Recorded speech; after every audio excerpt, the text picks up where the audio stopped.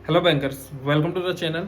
आज का वीडियो काफ़ी ज़्यादा खास होने वाला है क्योंकि बैंकिंग एग्जाम्स की अगर बात की जाए तो उसमें सबसे ज़्यादा टारगेट करने वाला जो एग्जाम होता है ना, वो होता है हमारा RRB clerical and RRB PO.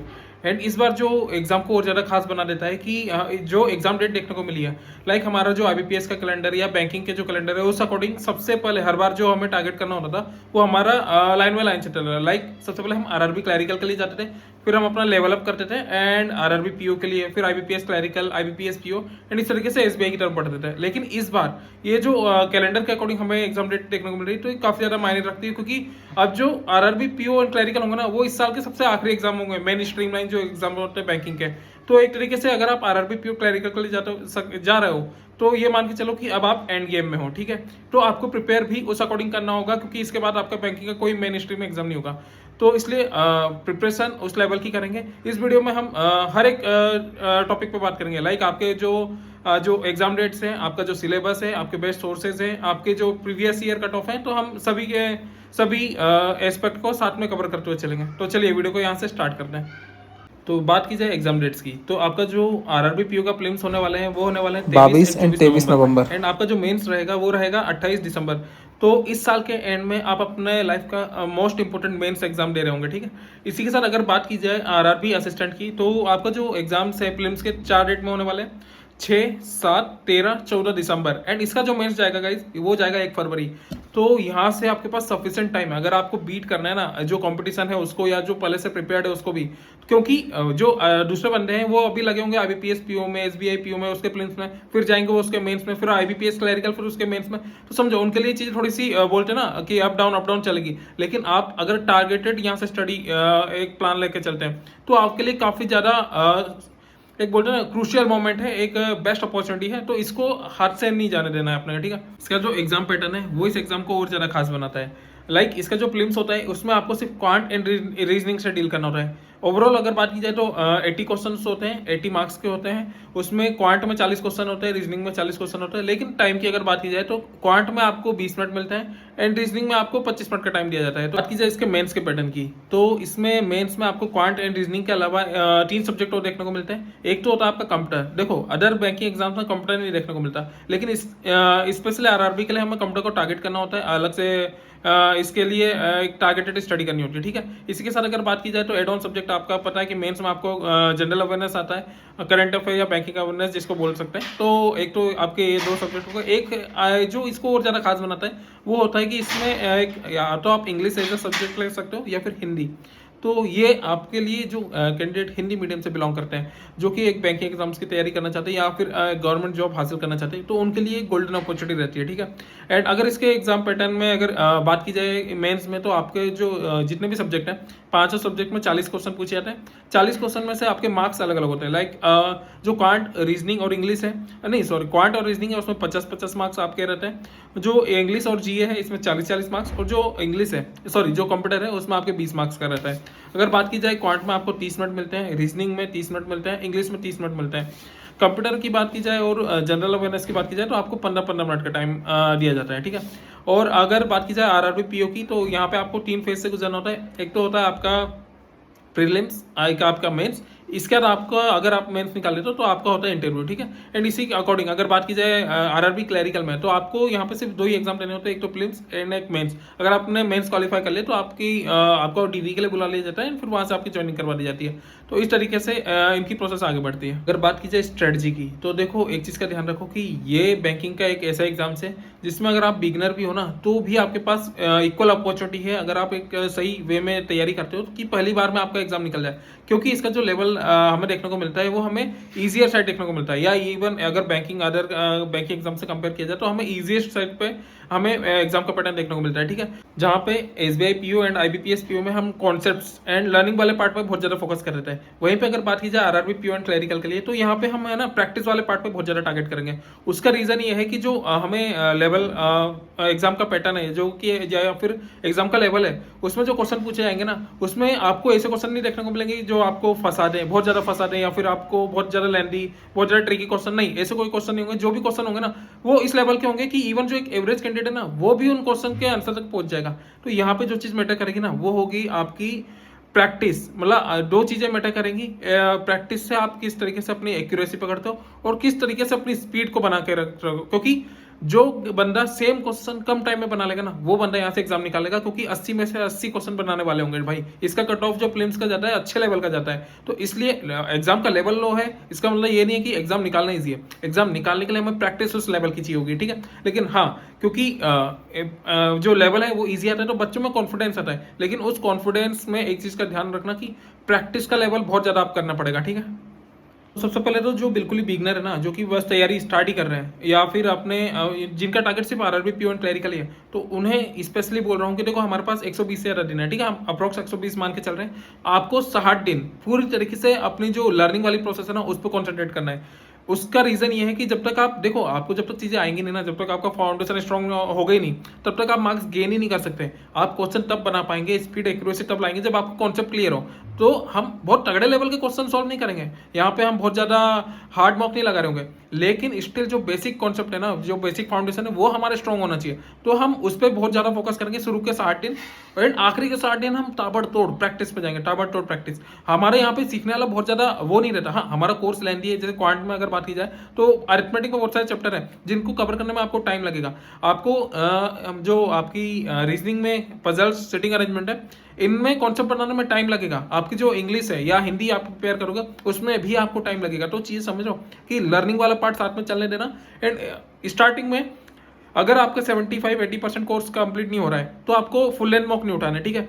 इस पे स्टार्टिंग में स्पेशली हम टारगेट करेंगे अपने सेक्शनल मॉक को, या एक तरीके से आपका जो टॉपिक वाइज मौका ना उनको, ठीक है। जहां पे आप एक अपना सिलेबस चला रहे होंगे, उसी के साथ अपना उसी की प्रैक्टिस के लिए उसके टॉपिक वाइज मॉक दे रहे होंगे, तो आपको अंदाजा लगेगा, एक आइडिया लगेगा कि यार आप समझ पा रहे हैं, आप जो कर रहे हैं एक्चुअली में आप वो मार्क्स गेन कर भी पा रहे हैं कि नहीं, या आप जो कोर्स कंप्लीट कर रहे हैं उससे आपको कुछ मतलब सीखने को मिल रहा है कि नहीं, ठीक है। तो खुद को जज करने के लिए हम सेक्शनल मॉक देंगे, एंड जैसे जैसे हम आगे बढ़ते हैं वैसे वैसे फिर हम फुल लेंथ मॉक की तरफ आएंगे। एंड अब बात कर लेता हूँ एक जो रिपीटर्स हैं, मतलब जो रिपीटर्स जो कि ऑलरेडी प्रिपेयर्ड हैं या अभी एग्जाम देने वाले हैं, इस बार जो भी एग्जाम से पढ़ रहे हैं, तो देखो तुम्हारे लिए जो आईबीपीएस क्लैरिकल का मेंस पड़ेगा ना भाई, वो 29 नवंबर को होने वाला है। एंड जो हमारा आरआरबी पीयू का प्रीलिम्स है वो 22-23 नवंबर को है। तो आईबीपीएस ये बहुत बेस्ट पार्ट है, क्योंकि आईबीपीएस क्लैरिकल का जो मेंस लेवल होगा ना, वही कहीं ना कहीं हमारा आरआरबी पीयू का प्रीलिम्स का लेवल होगा। तो आपको बहुत ज्यादा स्पेशली ऐसे भटकने की जरूरत नहीं पड़ेगी। आप अपना जो स्टडी है ना, उसको उसी लेवल पर चलने देना, आरआरबी पीयू प्रीलिम्स बोलो या आईबीपीएस क्लैरिकल मेंस बोलो। लेकिन हाँ, वहाँ पे बस ये रहेगा, आपको उस तरीके से अभी से प्रिपेयर होना पड़ेगा कि आपको वहाँ पे मेंस का करंट अफेयर का टाइम देना पड़ेगा आपको बहुत ज्यादा। तो इसलिए करंट अफेयर की बात करूं या इंग्लिश की, स्पेशली अगर इंग्लिश भी दोगे तो इसलिए अपनी स्टडी को स्टार्टिंग से ही मजबूत करके रखना कि उस टाइम पे आपको प्रीलिम्स पे बहुत ज्यादा फोकस ना करना पड़े। आप पहले से ही प्रिपेयर्ड हो प्रीलिम्स के लिए, मेंस के लिए तो आपको टाइम मिल जाएगा। तो आपकी स्ट्रेटजी इस तरीके से होगी कि देखो, आप जो एग्जाम डील करने वाले हो ना, अभी आईबीपीएस पी डील करो, उस अकॉर्डिंग पढ़ लो, उसको टारगेट कर लो। फिर आईबीपीएस क्लैरिकल के लिए जाओगे तो उस अकॉर्डिंग कर लेना, उसी के साथ आपका आईबीपीएस पीओ कवर हो जाएगा। तो आपके लिए बहुत ज्यादा सोचने वाली या स्ट्रेटजी वाली बात नहीं है। लेकिन हाँ, स्टिल अगर आपको कुछ लगे तो आप इसमें पूछ सकते हो। एंड उसी के साथ देखो, अभी आईबीपीएस पीओ के मॉक दो, जैसे ही उसका वो कंप्लीट हो जाएगा आईबीपीएस क्लैरिकल के मॉक देना। एंड अपना जो डेली रूटीन है ना, उसमें मॉक को इस तरीके से शामिल करना, जब आप हमारा आरआरबी पीओ आ रहा होगा कि यार बहुत छोटे छोटे मॉक होते हैं, इसके टाइम कम लगता है, ठीक है। तो 2 मॉक आपका आरआरबी पीओ के रखना, और 1 या 2 मॉक अपने जो आईबीपीएस क्लैरिकल है ना, उसके रखना। तो इस तरीके से दोनों को मैनेज करते हुए चलोगे ना, तो आपके लिए चीजें इजी गोइंग हो जाएंगी, ठीक है।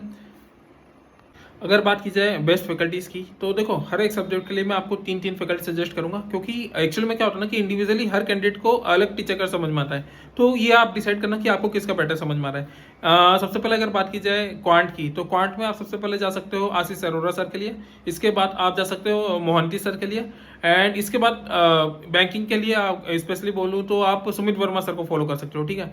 बात की जाए रीजनिंग की, तो रीजनिंग के लिए सबसे पहले आप जाना अंकुश लांबा सर के लिए, उनकी पजल्स करने के तरीके या फिर मशीन इनपुट आउटपुट या जो भी अदर चीजें हैं, एक बार ट्राई करना उनसे करने का। इसके अलावा आप पुनीत शर्मा सर के लिए जा सकते हो, वरना आप संजय सर के लिए जा सकते हो, ठीक है। बात की जाए अगर आपके इंग्लिश की, तो इंग्लिश के लिए निमिषा बंसल मैम सबकी फेवरेट है। अगर मेरे पर्सनल फेवरेट सर की बात करूँ तो मुझे विशाल परियार सर का ज्यादा बेटर समझ में आता है। इसके अलावा आप वरुण चित्रा सर के लिए जा सकते हो। बात की जाए जीए के लिए, तो जीए के लिए आपको 3 से 4 फैकल्टी बेस्ट अवेलेबल है। सबसे पहले अगर आप चाहो तो कुछ सर के लिए जा सकते हो, आप चाहो तो आशीष गौतम सर अड्डा पे पढ़ाते हैं, उनके लिए जा सकते हो। इनके अलावा जो आपके गौरव सर हैं, गौरव गर्ग सर, उनके लिए जा सकते हो। कपिल कटपाल सर अच्छा कराते हैं, उनके लिए जा सकते हो। ठीक है, तो किसका आपको बेटर समझ में आ रहा है कंटेंट, आपको कम ज़्यादा अपने अकॉर्डिंग डिसाइड करना, या फिर आप अभिजीत सर के लिए भी जा सकते हो। ठीक है, और अगर बात की जाए कंप्यूटर के लिए, तो कंप्यूटर के लिए स्पेशली दो फैकल्टी सजेस्ट करूंगा। एक तो आपके जो अरोरा एजुकेटर है, उनके लिए जा सकते हो। ठीक है, उनका कोर्स अपने टेलीग्राम चैनल पे पड़ा हुआ है। अगर आपको कंप्यूटर करना है तो अपने टेलीग्राम चैनल पे आपको उसका लिंक मिल जाएगा, वहां से पूरा कंप्लीट वीडियो कोर्स मिल जाएगा। एंड इसके अलावा आप जा सकते हो साहिल चराया सर के लिए, ये दोनों कंप्यूटर के लिए सबसे बेस्ट फैकल्टी है। ठीक है, जैसा कि मैंने बताया कि यहाँ पे हमारे लिए प्रैक्टिस बहुत ज़्यादा मैटर करेगी। तो बात की जाए अगर मॉक की, तो इस पे स्टार्टिंग में हमें क्या करना है ना कि दो मॉक लेके चलना है, हमें हमेशा ही दो मॉक का कॉम्बिनेशन लेके चलना है, हमें कभी भी सिर्फ एक मॉक पर रिलाई नहीं करना। ठीक है, सबसे पहले हमारा जो मॉक का कॉम्बिनेशन होगा वो होगा एक इजी मॉक, एक मीडियम मॉडरेट लेवल मॉक। ठीक है, इजी मॉक से क्या होगा ना, जैसे कि इजी मॉक के लिए आप उठा सकते हो टेक्स्ट बुक को। ठीक है, बेस्ट आरआरबी के लिए आपके लिए टेक्स्ट बुक, अगर बिगनर हो तो टेक्स्ट बुक बेस्ट है, और मॉडरेट के लिए आप अड्डा के लिए जा सकते हो। ठीक है, तो इस तरीके से क्या होगा ना कि इजी से आप में एक कॉन्फिडेंस आएगा। देखो आरआरबी में आपके लिए कॉन्फिडेंस बहुत ज्यादा जरूरी है। अगर आप में कॉन्फिडेंस बूस्ट अप होगा ना, तो आप और ज्यादा बेहतर होने की तैयारी कर सकेंगे, और ज्यादा बेहतर तरीके से आगे बढ़ सकेंगे। तो इजी लेवल से आप अपना कॉन्फिडेंस बूस्ट अप कर रहे होंगे, मॉडरेट लेवल से आप अपने कॉन्सेप्ट पे काम कर रहे होंगे, जहां पे आप फंस रहे होगे, जहां गलतियां कर रहे होंगे, वो चीज सुधार के आगे बढ़ रहे होगे। तो इस तरीके से आपके एक इजी एक मॉडरेट मॉक का आपका आगे बढ़ेगा। एंड जैसे ही जैसे आपको लगेगा ना कि यार इजी मॉक में मैं बहुत अच्छे मार्क्स गेन कर रहा हूँ, जब आपका लेवल अप हो जाएगा, तो या खासकर एग्जाम टाइम पे, तो आपको क्या करना है कि इजी वाले को ड्रॉप कर देना है, अपना जो मॉडरेट है वो चलने देंगे, एंड एक जो हार्ड लेवल मॉक है उसको उठा लेंगे। हार्ड मॉक के अगर हार्ड लेवल मॉक की बात की जाए तो ऑनलाइन बोर्ड को उठा सकते हो, या चाहो तो आप गाइडली पीडीएफ को उठा सकते हो। ठीक है, और मॉडरेट लेवल के मॉक की अगर बात की जाए तो आप प्रैक्टिस मॉक को भी उठा सकते हो। तो इस तरीके से आपका जो फिर मेन टाइम पे कॉम्बिनेशन रहेगा वो इस तरीके से रहेगा कि एक मॉडरेट लेवल और एक हार्ड लेवल। तो इससे क्या होगा ना कि आपको हर एक जो आपकी जो प्रिपरेशन चल रही होगी ना, उसमें आपको हर एक लेवल का प्रैक्टिस इतनी ज़्यादा हो चुकी होगी कि एग्जाम कैसा भी आ जाए, भले इजी लेवल पर जाए, भले ही मॉडरेट लेवल पर जाए या हार्ड लेवल पर जाए, आप पूरी तरीके से प्रिपेयर होंगे। तो स्ट्रेटजी कुछ इस तरीके से रखेंगे। एंड इसी के साथ एक चीज़ और बोलूँ कि अगर आपको लगता है कि सर मुझे एक डेली रूटीन परफेक्टली सेट करके दे दो कि किस तरीके से हमें क्या चीज़ें कवर करनी है, तो कमेंट बॉक्स में डाल देना, क्योंकि अगर आप लोगों की डिमांड आती है तो मैं एक बहुत परफेक्ट डेली रूटीन कि किस तरीके से आपको कोर्स को कवर करना है, कोर्स की भी बात करेंगे, इवन हर एक सब्जेक्ट को कवर करेंगे कि किस तरीके से हमें डे रूटीन में शामिल करना है, ताकि आपको इजी रहे कि यार हाँ हमें इस तरीके से टारगेटेड पीडीएफ करनी है। ठीक है, और आपके कुछ और सजेशन हो या आपको कुछ और कुछ भी गाइडेंस चाहिए हो तो आप कमेंट बॉक्स में डाल सकते हो। ठीक है, एंड वीडियो पे चैनल पे नए हो तो वीडियो को लाइक कर लेना, सबसे पहले वीडियो को लाइक कर देना अगर वीडियो अच्छा लगा। चैनल को सब्सक्राइब करना मत भूलना, क्योंकि बैंकिंग के रिगार्डिंग जो भी अपडेट्स है, कंटेंट है, गाइडेंस, मोटिवेशन है, सब आपको यहाँ पे मिलेगा। ठीक है, एंड हमारा टेलीग्राम चैनल ज्वाइन करना मत भूलना अगर बैंकिंग की प्रिपरेशन कर रहे हो, क्योंकि बैंकिंग के रिगार्डिंग सारा पेड पीडीएफ, सारा पेड वीडियोस या जो भी चीज़ें है ना, फ्री कंटेंट जो भी है A to Z सिस्टमेटिक हमारे चैनल पे अवेलेबल है। ठीक है, तो आपसे फिर मुलाकात होगी।